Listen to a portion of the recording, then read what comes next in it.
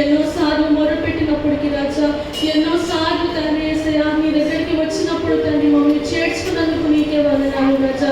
ఎన్నోసార్లు తండ్రి ఒంటరిగా ఉన్నప్పుడు రాజా, ఎవ్వరు మా కన్నీరుని చూడనప్పుడు నువ్వు ఒక్కడిని చూసిన దేవుడుగా నువ్వు ఉన్నావు తండ్రి. అవన్నీ తండ్రి నీ గుడ్డిలో దాచుకున్న దేవా నీకే వందనాలు రాజా.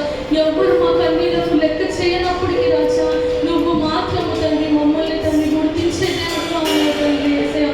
తండ్రి అని పిలిచినప్పుడు ప్రతిసారి తండ్రి మాకు తోడు నీడగా ఉండి నడిపించినందుకు నీకే వందనాలు రాజా.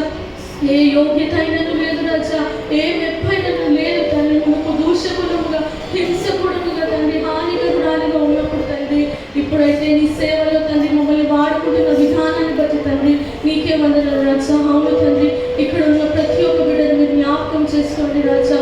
తండ్రి యేసయ్యా మేము ఎందు నిమిత్తమైతే కూడి ఉన్నామో బహుగా ఎరిగిన దేవుడు తండ్రి యేసయ్యా. దయతో తండ్రి యేసయ్యా మా అందరినీ మీరు జ్ఞాపకం చేసుకోండి. ఎప్పుడు మౌనముగా ఉండొద్దండి. మీ నోరు తెరచాలని స్తుతించండి, మీ నోరు తెరచాలని ఘనపరచండి. ఎందు రీతిగా మీరు ఇక్కడ కూడి ఉన్నారు, కేవలం ఆయనతో మీ మనసులతో మాట్లాడండి.